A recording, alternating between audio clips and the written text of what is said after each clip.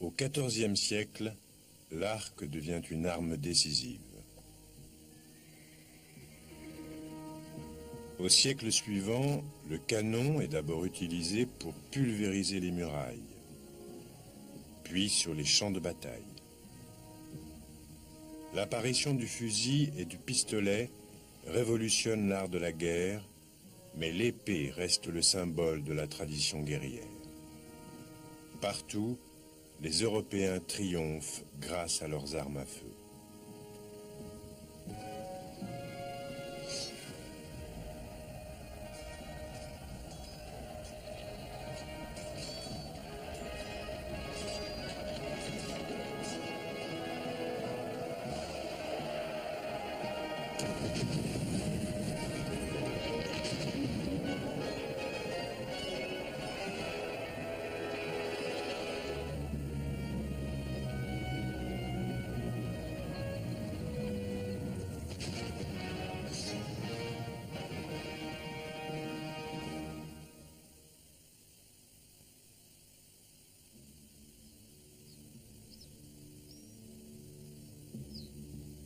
Le 26 août 1346.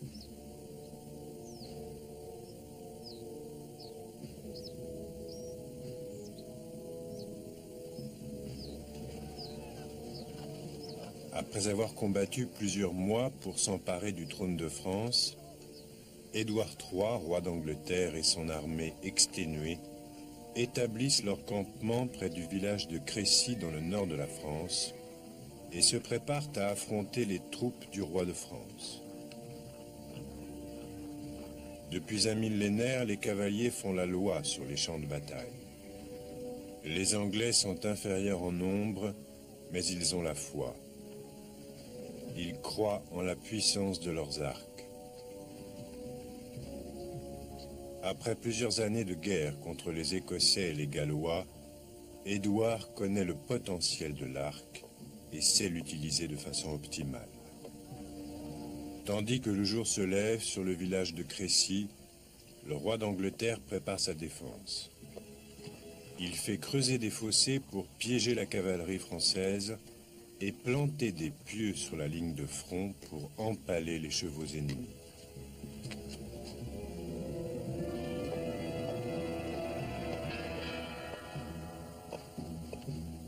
Mais c'est l'arc qui est la clé de voûte de sa stratégie.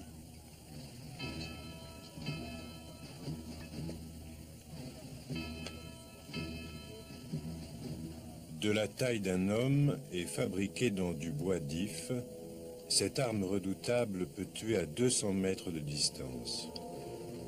Il faut une force de 50 kilos pour la tendre.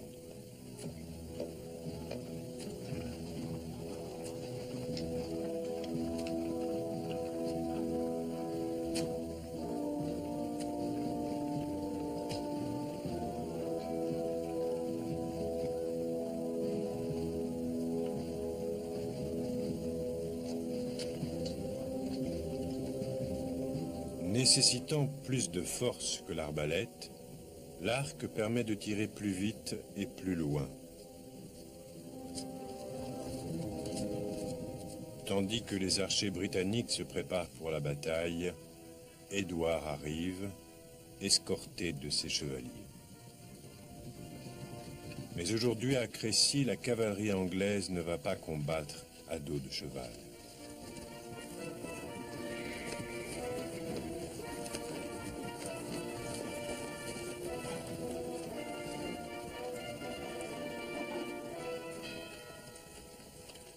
Édouard fait démonter ses chevaliers et leur demande d'aller se mêler aux archers de façon à former un V ou une herse.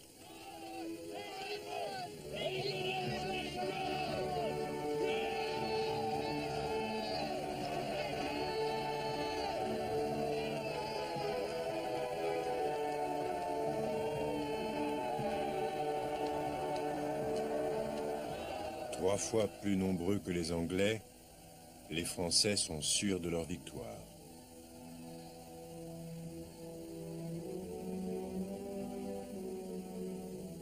Aux arcs britanniques, ils opposent leurs arbalètes.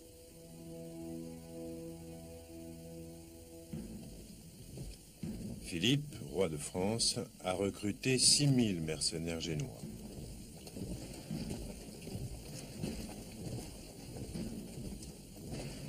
Les troupes françaises, à l'exception des arbalétriers, descendent la colline en direction des défenses anglaises.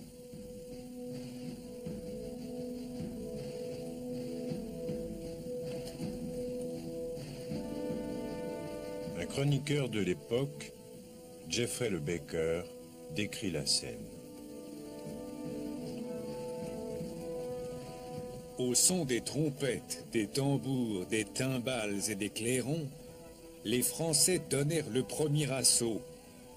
Puis, dans un bruit tonitruant, les arbalétriers se mirent en branle.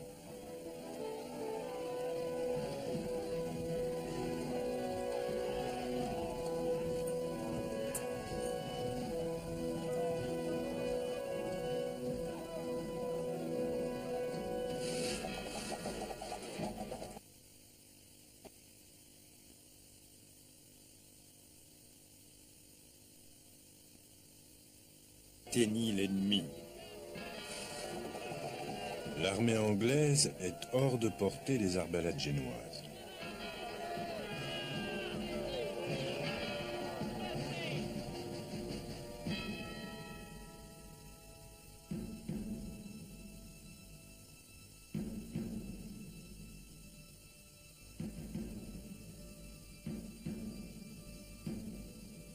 Mais les Génois sont tout à fait à portée des arcs anglais.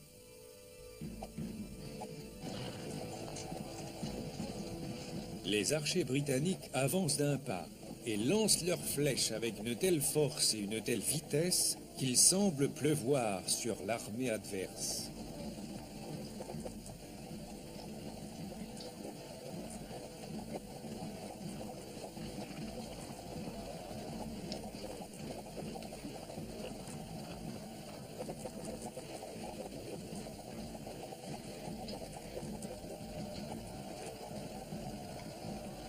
Les Génois lâchent leurs armes et s'enfuient.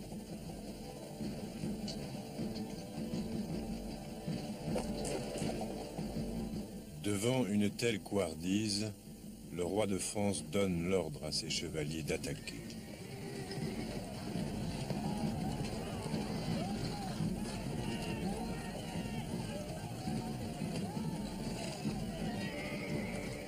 La cavalerie doit se frayer un passage à travers la masse des arbalétriers qui battent en retraite dans la confusion.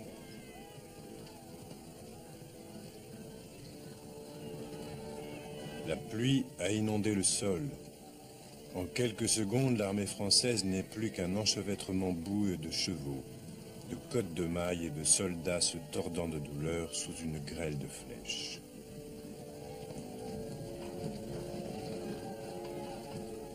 C'est la débâcle. Une poignée de chevaliers atterrit dans les rangs ennemis, emportés par l'élan de leur charge impétueuse. Ils sont massacrés à coups de hache, de lance et d'épée. Un grand nombre de Français périssent écrasés dans la cohue, étouffés par le poids des chevaux, des hommes et des armures. Après 16 assauts infructueux, les Français se retirent, vaincus. Les troupes anglaises restent en formation de combat pendant toute la nuit.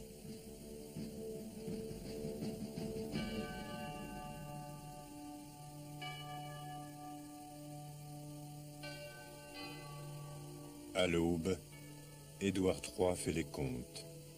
1542 seigneurs et chevaliers français gisent sur le champ de bataille, ainsi que 20 000 soldats et chevaux.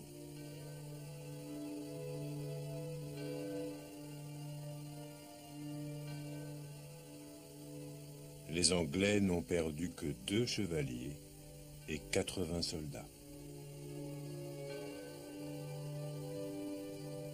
La victoire anglaise à Crécy stupéfia l'Europe. Personne n'avait prévu cette stratégie fondée sur la prédominance de l'arc.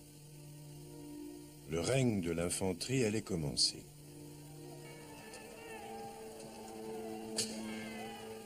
La cavalerie ne va pas disparaître des champs de bataille, mais elle n'aura plus le rôle prédominant qu'elle avait joué au cours des siècles précédents. L'époque de la chevalerie montée était désormais révolue.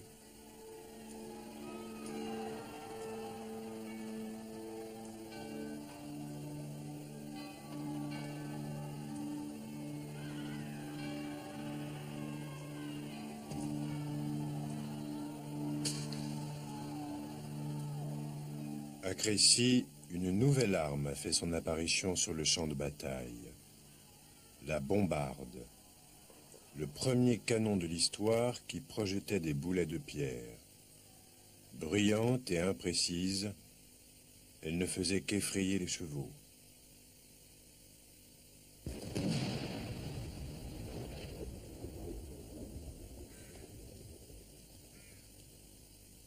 Mais elle annonçait l'hégémonie d'une invention qui allait révolutionner l'art de la guerre, l'arme à feu.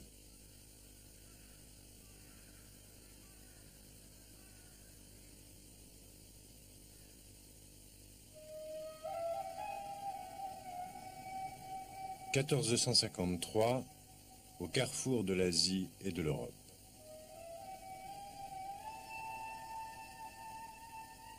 Constantinople. Depuis 1000 ans, cette grande ville protège tous les chrétiens d'Orient.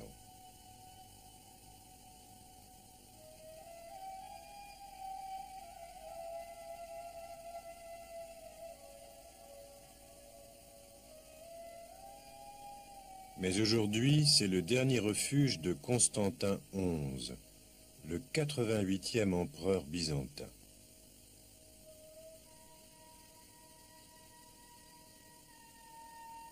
Son empire constitue un îlot chrétien en passe d'être submergé par le raz-de-marée musulman.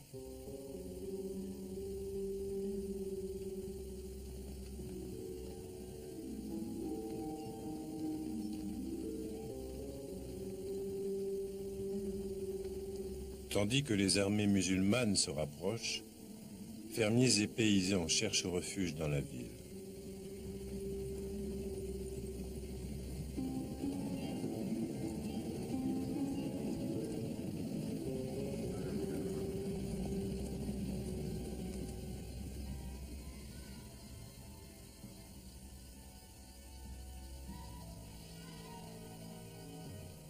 De ce qui fut autrefois un grand empire, il ne reste que la ville de Constantinople et les terres avoisinantes.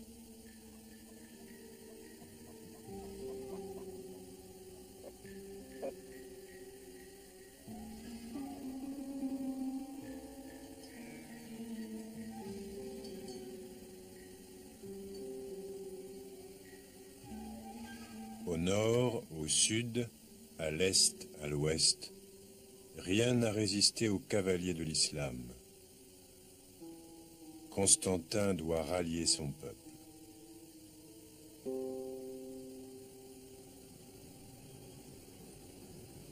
Seuls quelques remparts séparent encore l'islam du dernier bastion de la chrétienté orientale.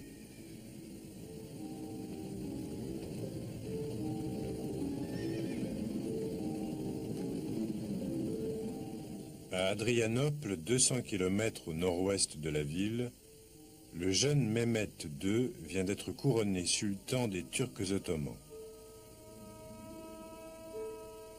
Ce jeune sultan très ambitieux rêve de faire ce que ses prédécesseurs n'ont jamais réussi à faire: conquérir Constantinople.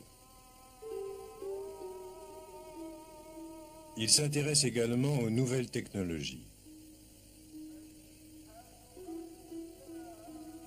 Un ingénieur hongrois, Urban, vient lui soumettre les plans d'une nouvelle arme extrêmement puissante. Mehmet est aussitôt fasciné par l'invention qu'avant lui, Constantin a refusé d'acheter en raison de son coût trop élevé. Urban fabrique et expérimente sa nouvelle arme. Ces boulets en granit d'environ 45 cm de diamètre peuvent creuser des trous de 2 mètres de profondeur.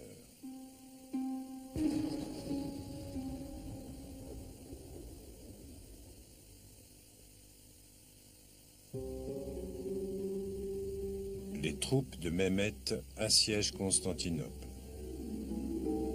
Ils positionnent le nouveau canon devant la porte principale de la ville et le 12 avril 1453, l'arme est utilisée pour la première fois.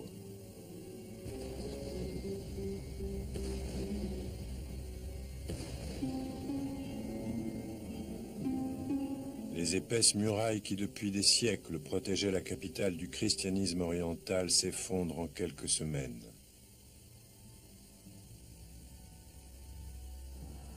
Les troupes ottomanes fondent sur la ville.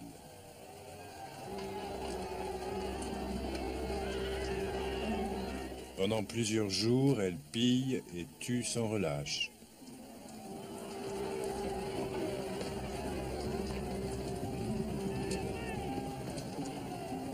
On apporte à Mehmet une tête coupée, celle de Constantin. Plus tard, un corps décapité est retrouvé dans l'armure de l'empereur.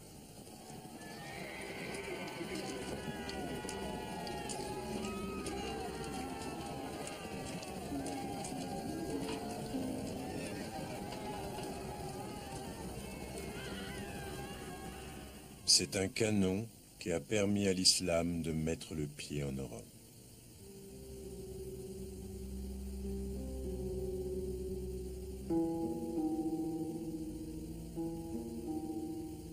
La nouvelle arme utilisée par Mehmet a changé le cours de l'histoire.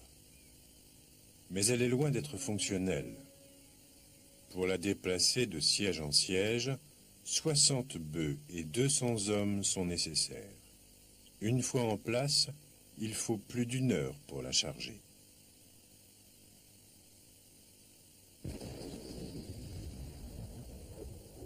Sous l'impulsion du tir, elle recule tellement qu'il faut 3 heures pour la réaligner.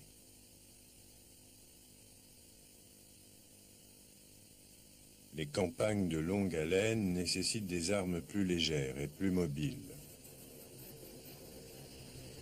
40 ans plus tard, Charles VIII, roi de France, perfectionne la nouvelle invention. Les nouveaux canons sont légers, fondus dans du bronze selon le procédé utilisé pour les cloches d'église.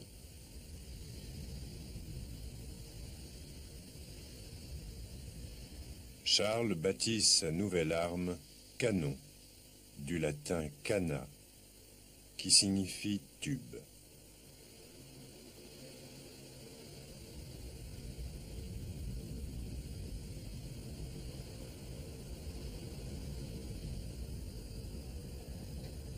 Fondus dans un matériau léger et projetant des boulets en acier, les canons sont faciles à déplacer et plus efficaces contre les murailles.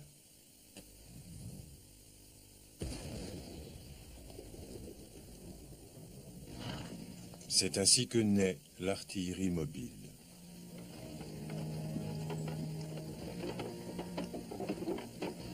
En 1494, avec 40 de ces nouveaux canons, Charles VIII envahit l'Italie.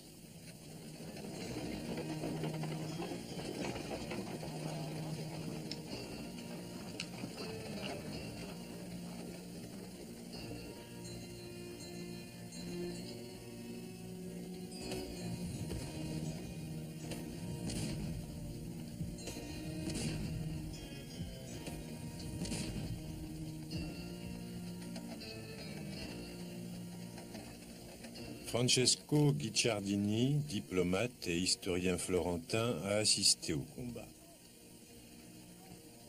Pour déplacer leurs canons, ils n'utilisaient pas des bœufs comme c'est la coutume en Italie, mais des chevaux.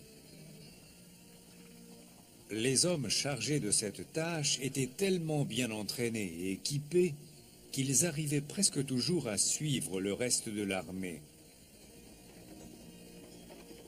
En un instant, les canons étaient en place, prêts à faire feu contre les remparts. Les artilleurs tiraient et rechargeaient avec une extrême rapidité.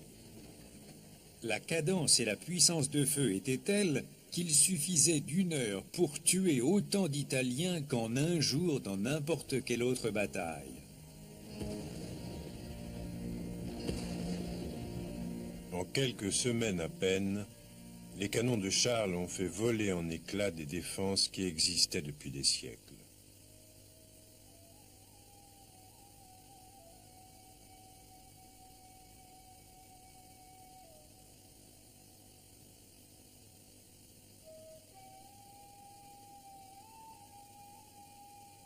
Les hommes ont toujours eu besoin de se nourrir et d'avoir un toit. Mais ils doivent aussi se protéger des pillards et des soldats. Depuis la nuit des temps, l'homme a toujours trouvé refuge dans la nature. Il y a toujours eu des montagnes où se retirer, des cavernes où se cacher. Non seulement l'homme a su exploiter les forteresses naturelles, mais en plus, il s'est enrichi grâce à elles.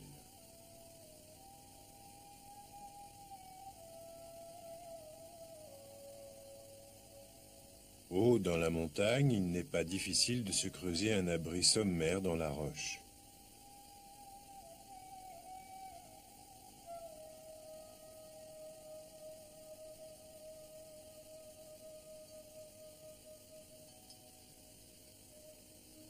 Mais le sol stérile des pentes montagneuses ne fait pas une bonne terre arable.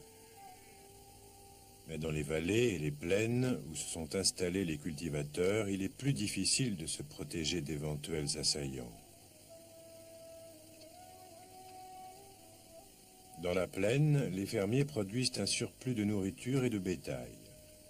Ils sont ainsi exposés aux attaques des bandits, constamment à la recherche de provisions.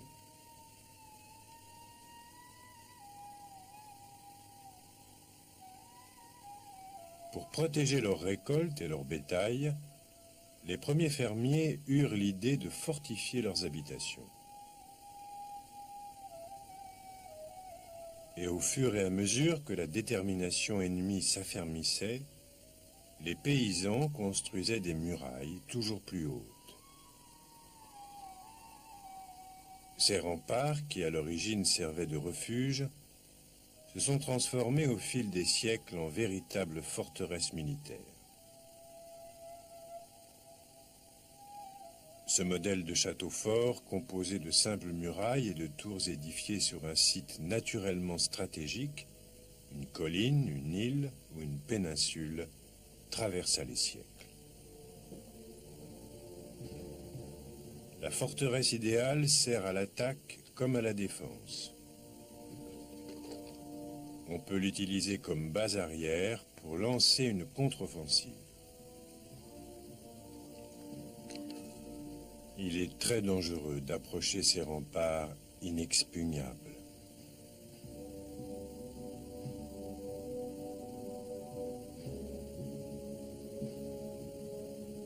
Juchés sur ces hautes murailles à l'abri des tirs ennemis, les soldats ont tout le loisir de voir arriver l'assaillant et de le tuer.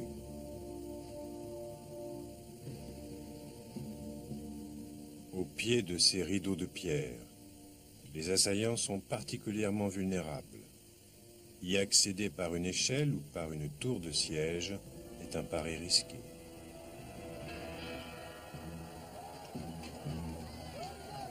Bien plus que leur épaisseur, c'est la hauteur des murs qui prime. En effet, de hauts remparts permettent de repousser les attaques de front.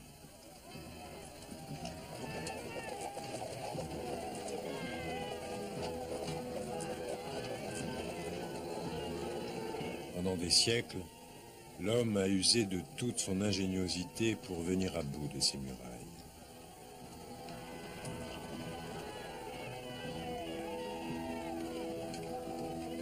Pour ce faire, il a conçu de singulières machines.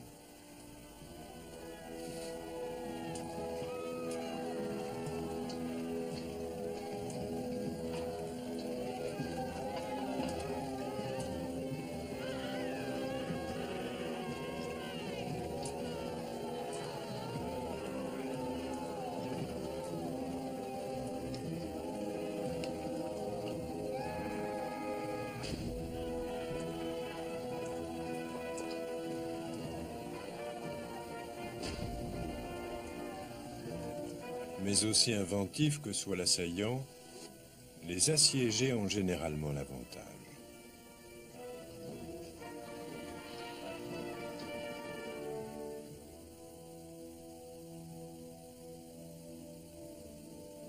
Depuis la construction des murailles de Jéricho jusqu'à la fin du Moyen Âge, le schéma classique de la forteresse, avec ses murailles, ses douves et ses tours, a très peu changé.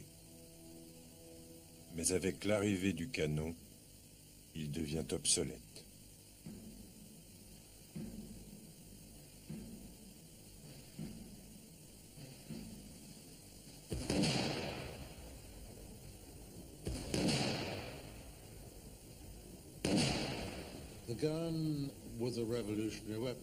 Le canon était une arme révolutionnaire. Il a très vite bouleversé les techniques de défense. Il a fallu construire de nouvelles fortifications plus adaptées. Les remparts ne devaient plus être hauts, mais bas et épais, de façon à amortir l'impact des boulets.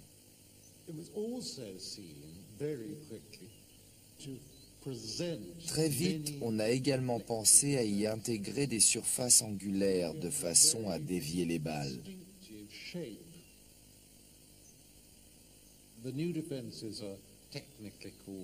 Ces forteresses avaient donc une forme très caractéristique. Ces forts d'artillerie étaient souvent surnommés forts étoiles, parce qu'ils prenaient souvent la forme d'une étoile. Les boulets étaient censés rebondir sur les angles de ces remparts. Ainsi, au lieu de toucher la muraille de front et de l'endommager, ils seraient déviés, les épais contreforts de la façade absorbant l'impact du tir.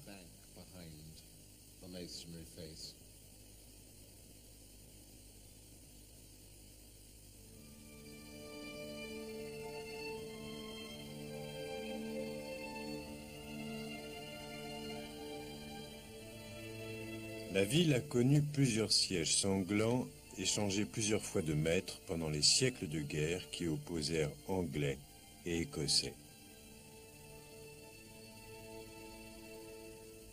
À Berwick, les bouleversements architecturaux dus à l'apparition du canon sont particulièrement évidents. La menace des canons a contraint les architectes militaires à imaginer ce système de bastions angulaires qu'on peut voir ici dans sa version la plus achevée. Le bastion avait deux fonctions. D'abord, il offrait une protection contre les boulets. Ce poste avancé permettait aux artilleurs de l'armée assiégée de répondre aux tirs ennemis et à l'infanterie de faire feu sur les assaillants en bénéficiant de toutes sortes d'angles de tir, depuis les flancs, depuis l'arrière.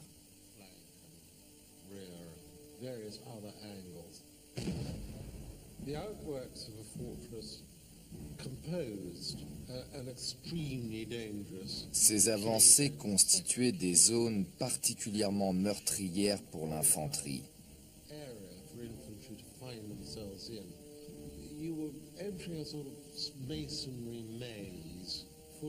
Ce dédale d'impasses et d'allées borgnes, de surplombs, de précipices et de murs en briques était bien souvent fatal.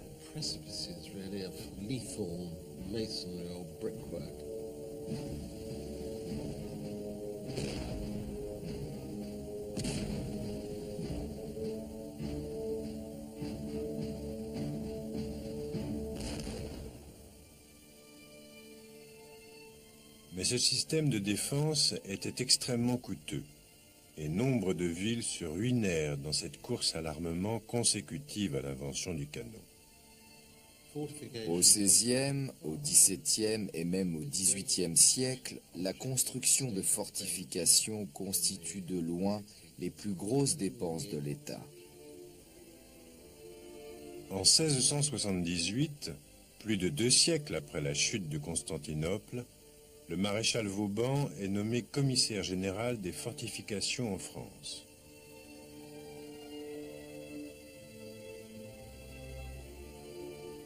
Il fait construire quelques 100 forteresses et mène près de 40 sièges, souvent contre des forts qu'il avait lui-même conçus. Vauban élabore des plans d'attaque et de défense d'une extrême précision. Il lui suffit de connaître le nombre et le type exact des canons ennemis, ainsi que les plans de la forteresse qu'il va attaquer, pour prédire de façon exacte la durée du siège. Le canon révolutionne les techniques de siège.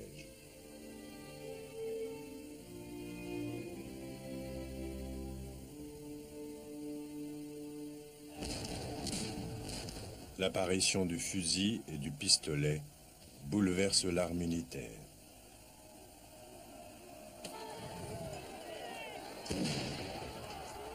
L'invention du canon influença considérablement l'architecture des fortifications.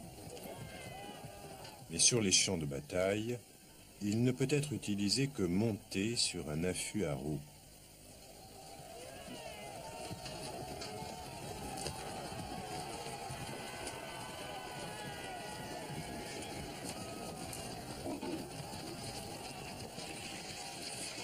Ces grosses pièces d'artillerie, difficiles à déplacer, ne peuvent pas suivre le rythme des mouvements de troupes.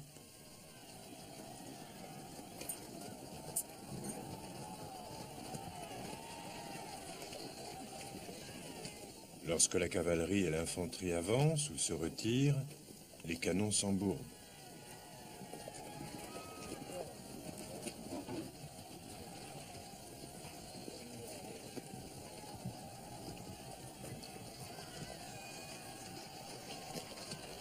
Depuis l'Antiquité grecque jusqu'au XVIe et XVIIe siècle, les techniques de guerre n'ont guère changé.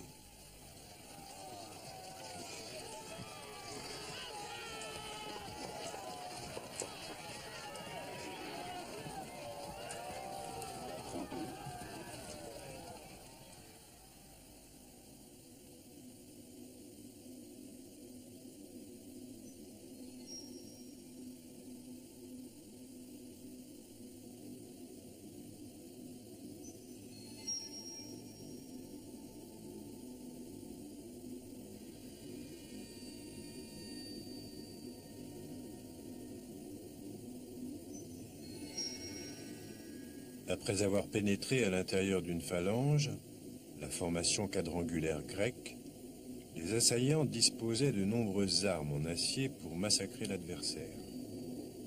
Mais avant cela, il leur fallait affronter les lances ennemies.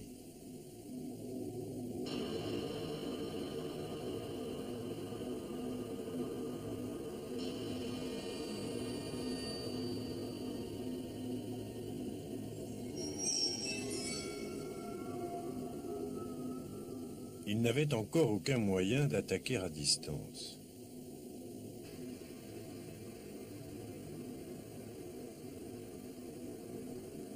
L'invention de l'arquebuse, peu maniable, permet néanmoins de combler ce manque.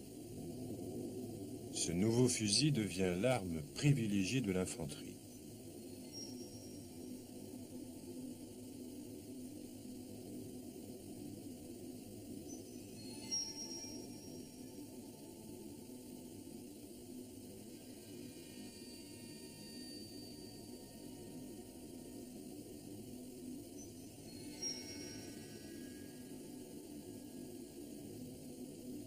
Peu à peu, l'arquebuse, à l'origine très sommaire, devient une arme finement décorée qui reflète la fierté avec laquelle l'infanterie et la cavalerie portent leurs nouveaux fusils.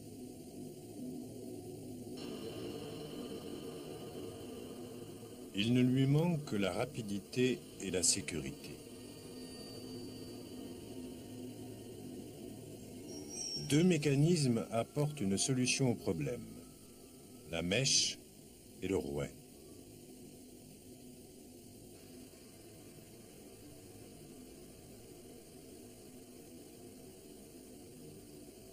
Le système à mèche est constitué d'une amorce allumée au début de la bataille et d'un fourquin qui, enclenché, permet d'allumer la poudre située dans le bassinet.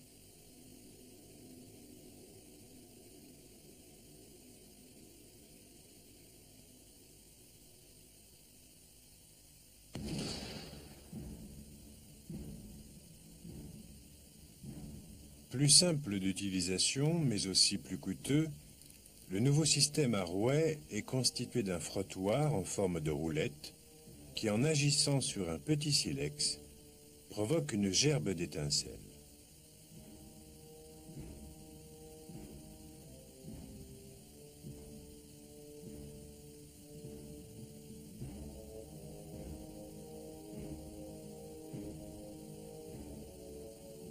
Plus fiable que le système à rouet, la première carabine est particulièrement adaptée à la cavalerie.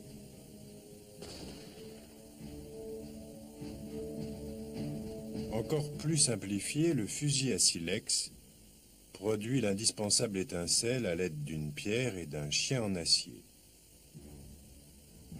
Ainsi, la simplicité prend le dessus. Et au cours des 2 siècles suivants, ce mécanisme est utilisé pour les pistolets et les revolvers. L'ancien fusil est devenu obsolète. Tout comme l'arc, il pouvait percer les armures, mais il n'avait ni la précision, ni la cadence de tir, ni la portée des nouvelles armes à feu.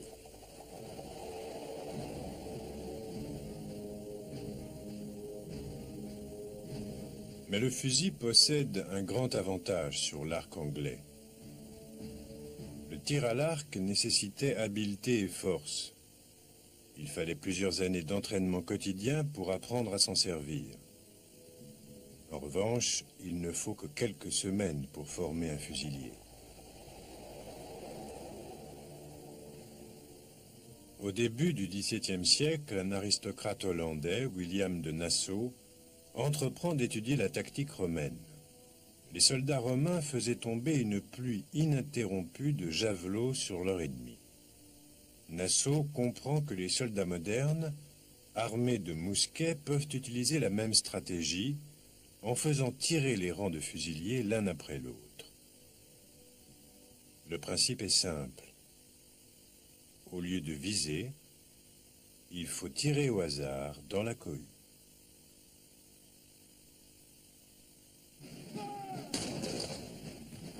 L'air était chargé de poudre et de fumée, à tel point que pendant près d'un quart d'heure, on n'a vu pour toute lumière que les étincelles provoquées par les salves. Au cours de la bataille, les soldats doivent prendre soin de coordonner leurs tirs pour que les salves soient simultanées.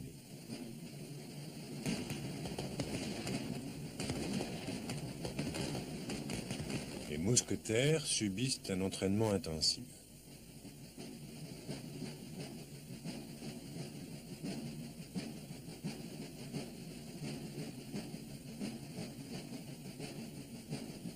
Plus ils tirent et rechargent vite, plus leurs tirs sont meurtriers.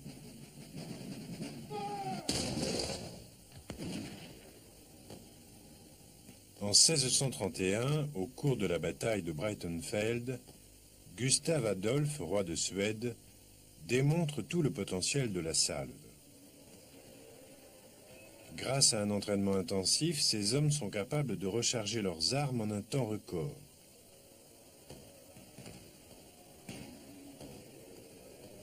Au cours de cette campagne contre le Saint-Empire romain germanique, les salves suédoises coûtent la vie à 7000 hommes, la plupart tués pendant les 2 premières heures de combat.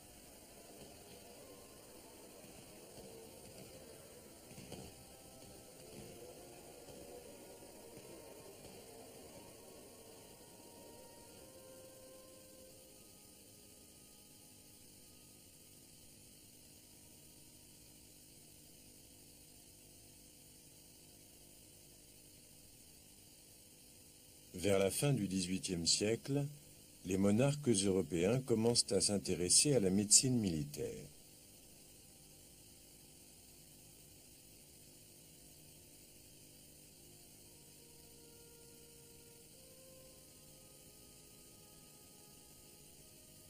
Pour faire face à l'émergence d'armes plus meurtrières, les hôpitaux militaires sont réorganisés. Joseph II d'Autriche fonde le Josephinum, un hôpital spécialisé dans la recherche chirurgicale. Le monarque est le premier à comprendre que soigner les blessés avant qu'ils ne retournent sur le front nécessite certaines qualifications.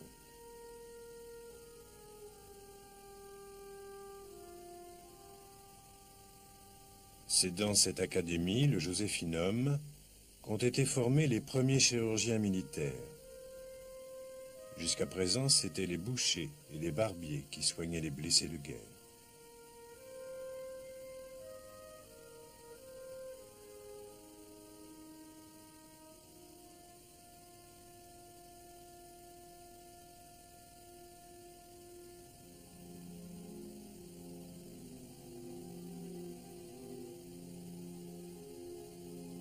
Le matériel standardisé et les manuels du Joséphinum deviennent des références dans le monde entier.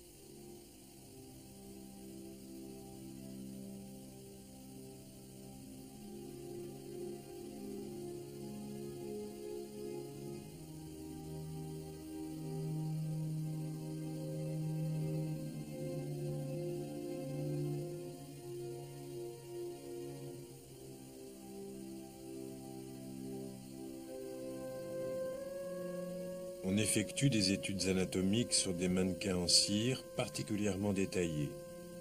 Ils ont été fabriqués à Florence en prenant pour modèle des cadavres de criminels exécutés.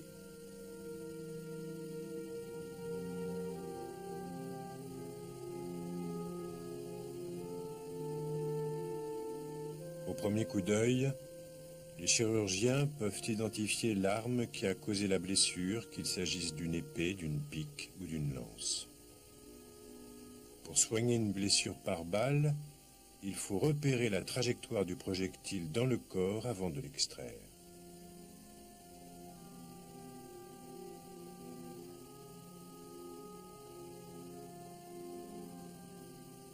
Ces recherches ont joué un rôle capital dans l'évolution de la médecine. Jusqu'à présent, les chirurgiens militaires ignoraient tout, ou presque, de l'anatomie humaine.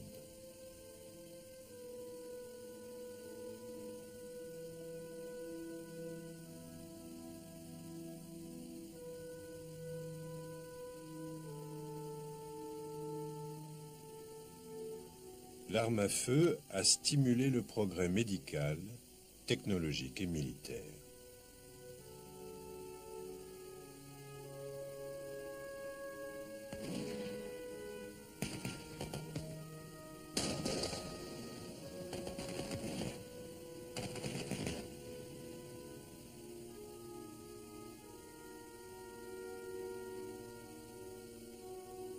La capacité de l'être humain à donner la mort a augmenté au-delà de l'imaginable.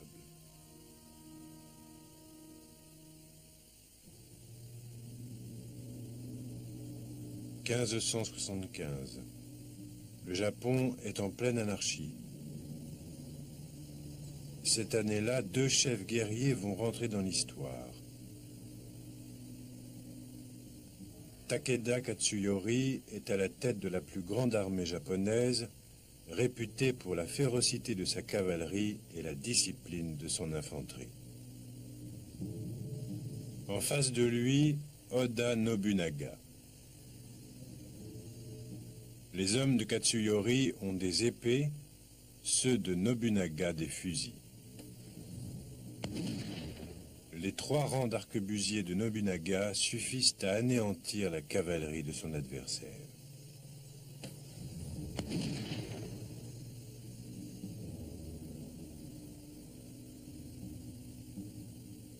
Les Japonais comprennent alors le pouvoir des armes à feu. Des armes qui vont bientôt jouer un rôle décisif dans l'unification du pays. Pourtant, l'incroyable se produit. Un siècle plus tard, le fusil a disparu de l'archipel.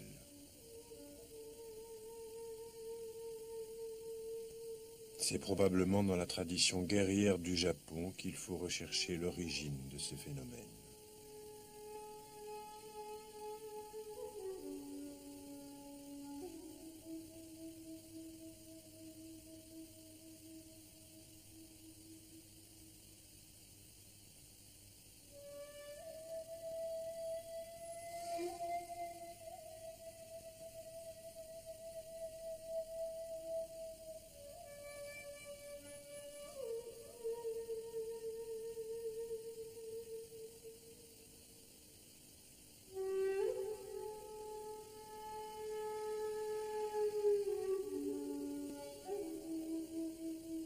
L'arme blanche a toujours occupé une place importante en Occident. Au Japon, elle fait l'objet d'un véritable culte.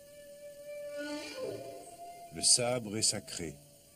Il va de pair avec la philosophie du zen et la poursuite des deux idéaux guerriers, la loyauté et la résistance à la douleur physique.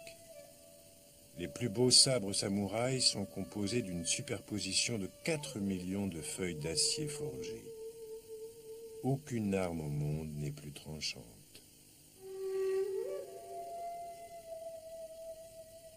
Jamais personne n'a autant vénéré le sabre que les samouraïs japonais. Il a longtemps barré la route aux armes à feu. Sa confection exige bien plus que des talents artisanaux.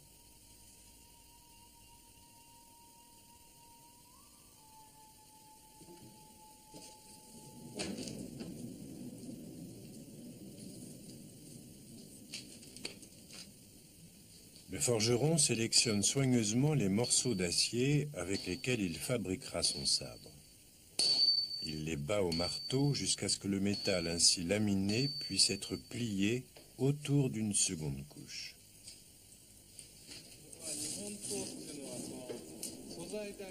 Pour forger un authentique sabre japonais, il faut travailler la matière première soi-même.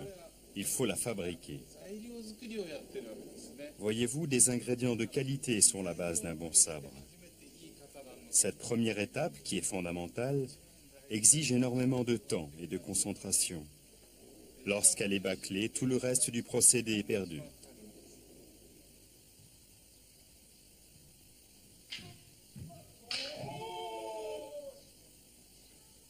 Jusqu'à aujourd'hui, les arts martiaux se sont transmis de génération en génération.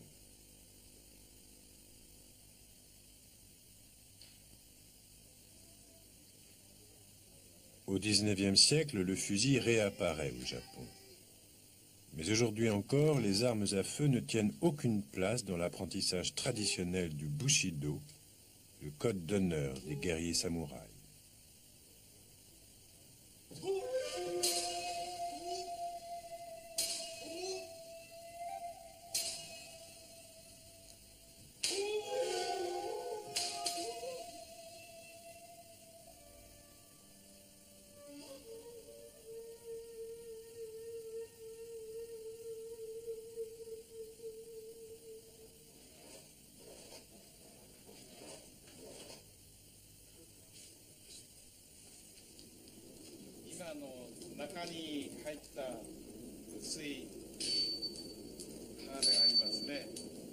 La fine pièce de métal qui constituera le cœur de l'arme contient peu de carbone.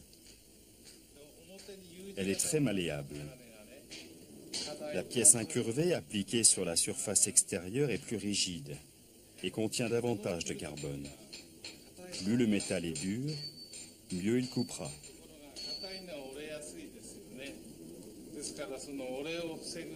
Mais cela signifie également qu'il est plus fragile. C'est la raison pour laquelle les couches intérieures doivent être plus souples. C'est là le secret d'un sabre traditionnel, qui coupe mais ne se brise pas.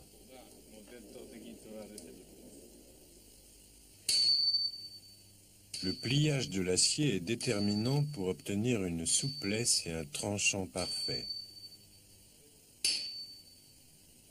Le forgeron qui fabrique ses sabres est bien plus qu'un artisan et bien plus qu'un artiste. Il joue un rôle spirituel et doit prier tout au long du processus de sorte que chacune de ses prières s'incorpore à l'acier du sabre. Pour produire une lame fiable et authentique, il doit être pur de corps et d'esprit. Cette condition qui demande beaucoup de préparation montre bien la signification spirituelle du sabre japonais.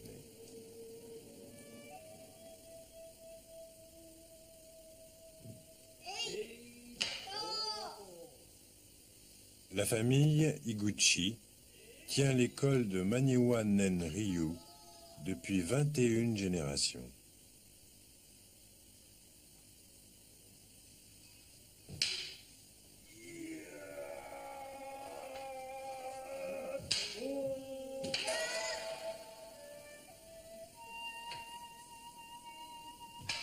Ici, les arts martiaux sont enseignés comme une extension de la religion et de la vénération du passé.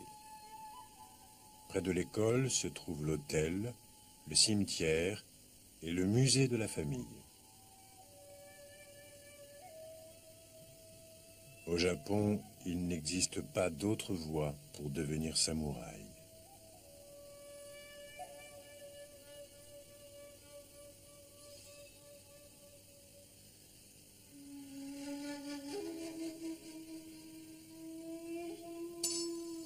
Si le fusil a été interdit au Japon, c'est qu'il représentait une menace pour la tradition du samouraï. Mais le Japon était protégé des attaques du fait de son insularité. Le pays pouvait donc facilement se passer d'armes à feu.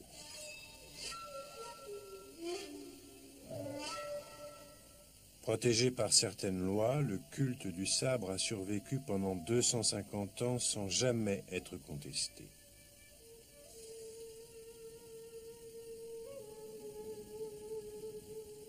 L'art de fabriquer les sabres est très révélateur des raisons qui ont poussé le Japon à abandonner l'arme à feu. Les matériaux entrant dans sa confection sont tous élémentaires. La paille pour éviter la surchauffe du métal, le carbone, le feu et l'eau. Tous ces éléments permettent aux samouraïs d'entrer en symbiose avec la nature et ses forces.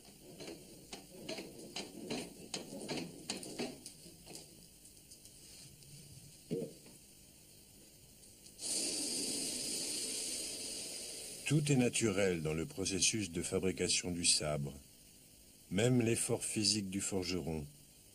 L'énergie chimique produite par la poudre à canon ne l'est pas. Lorsque l'arme à feu fut introduite sur l'île, tradition et religion tenaient une grande place dans la vie des Japonais.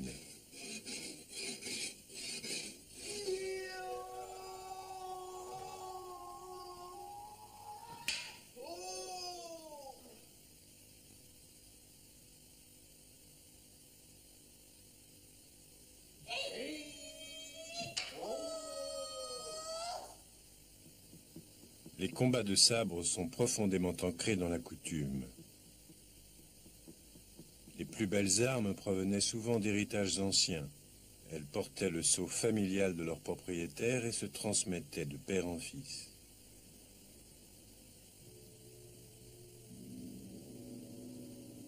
On avait pour habitude d'essayer les nouvelles lames sur le corps de criminels exécutés.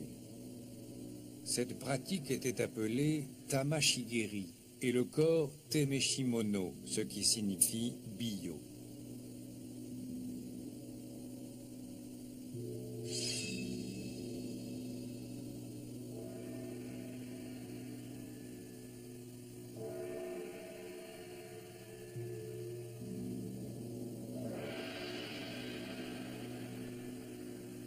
Les forgerons se rendaient sur les lieux des exécutions avec les lames qu'ils désiraient essayer. Les employés chargés des cadavres les empilaient les uns sur les autres. À en croire les archives, une lame de qualité exceptionnelle pouvait trancher 3 corps en un seul coup, et un bon sabre fendre le corps d'un homme. Lorsqu'elle ne pouvait pas trancher la tête d'une dépouille en un seul coup, l'arme était considérée comme inutilisable et elle était jetée.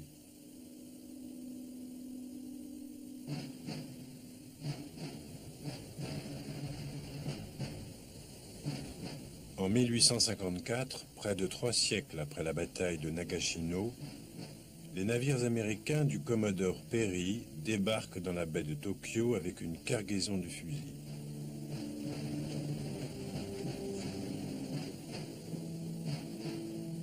Sept ans plus tard, les États-Unis allaient s'engager dans une sanglante et dévastatrice guerre de sécession.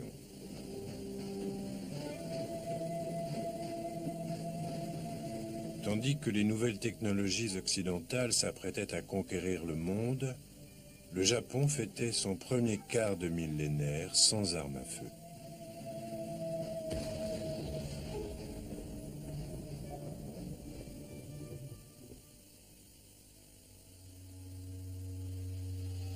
Il y a 5 siècles de cela, s'étendait ici l'empire le plus prospère des Amériques.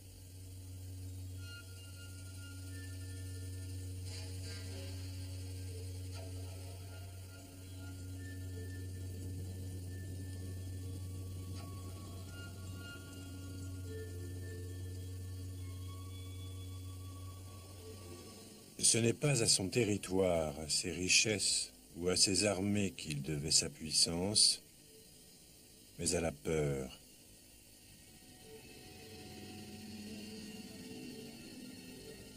Contrairement à certains empires qui se développent parce qu'ils inspirent la crainte à leurs ennemis, celui-ci connut la prospérité parce que ses dirigeants étaient eux-mêmes gouvernés par la peur.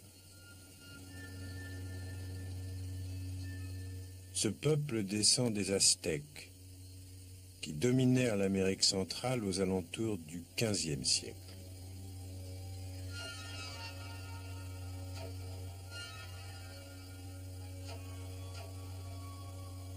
Les Aztèques vénéraient le soleil, et ils vivaient dans la crainte qu'un jour l'astre ne se lève plus, causant la perte des récoltes et plongeant la terre dans une obscurité fatale.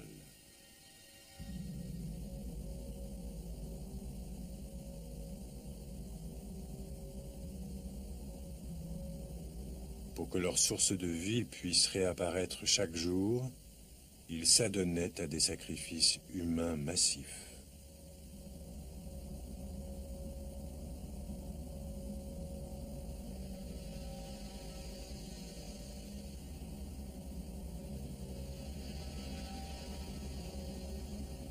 Il fallait étancher l'éternelle soif du dieu soleil. Les Aztèques évitaient de tuer leurs ennemis.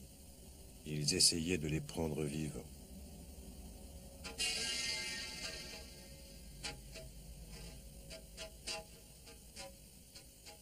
Le guerrier aztèque doit faire preuve d'un grand courage. Il est plus difficile et dangereux de capturer un ennemi que de le tuer.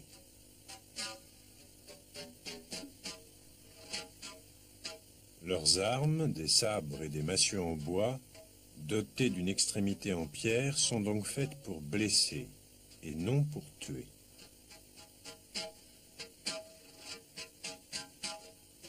Les captifs connaissent tous le sort qui les attend.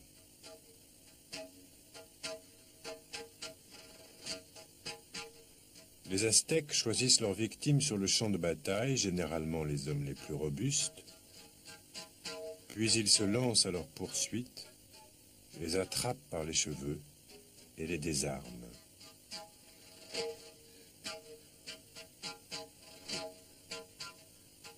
Pieds et poings liés, les prisonniers sont emmenés à Tenochtitlan, la capitale de l'Empire aztèque.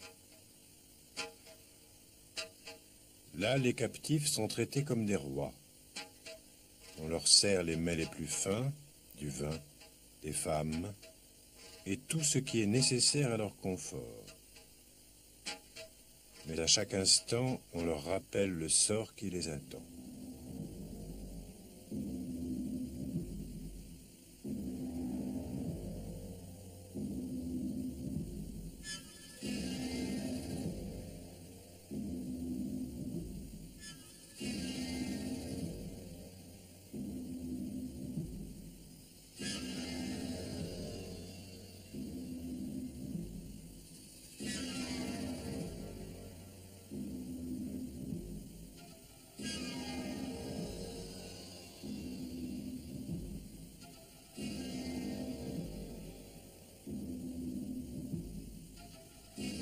Le jour du sacrifice, on fait monter le prisonnier sur l'escalier pentu du temple aztèque.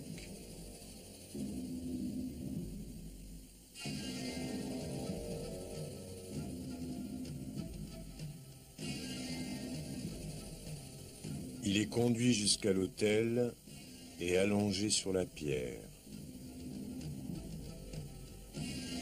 Alors le prêtre lui ouvre le poitrail et lui arrache le cœur qui bat encore. Le cœur est jeté au feu dans un creuset.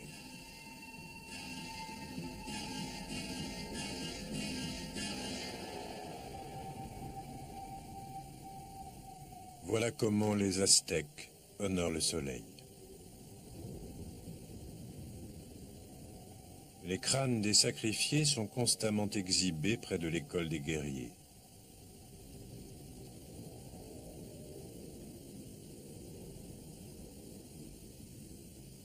Au faîte de sa splendeur, l'Empire aztèque voit débarquer une espèce de combattant, nouvel et inconnu, venu d'un autre monde, l'Europe. Leur chef, Hernando Cortés, est assoiffé d'or et de gloire. Armés de fusils, les Espagnols engagent alors une guerre sanglante et inéquitable contre des hommes qui ne disposent que d'armes primitives et n'ont jamais vu un cheval ou un fusil.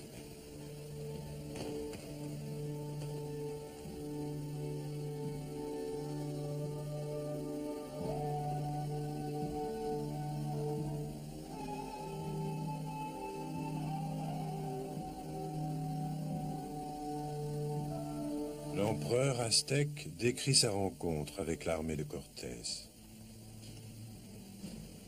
Mon peuple commençait à prendre peur. Il s'effrayait des coups de tonnerre assourdissants provoqués par l'artillerie et de la puanteur de la poudre. De violents combats s'engagent au milieu des canaux qui entourent ce qui deviendra Mexico. Les Aztèques se déplacent rapidement sur leurs petits bateaux en bois sculptés, jetant de fausses passerelles sur la berge, puis les retirant lorsque l'ennemi tente de les aborder.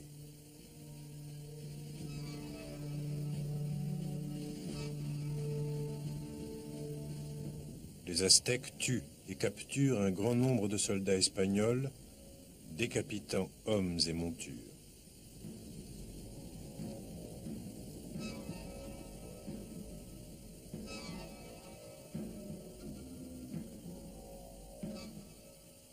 Mais à l'issue du combat, le fusil, le cheval et l'armure l'emportent sur le couteau et la massue.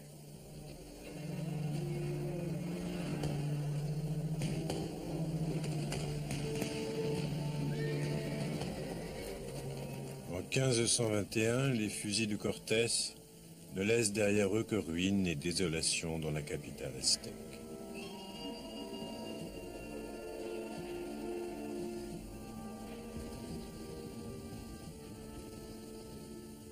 Les Espagnols n'ont pas seulement introduit l'arme à feu au Mexique. Ils apportent également de l'ancien monde un tribut impalpable et fatal, la maladie.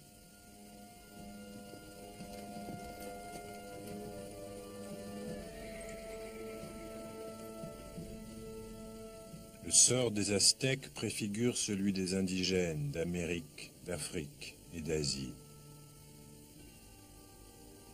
À coups de fusil, l'Europe allait bientôt devenir le maître du monde.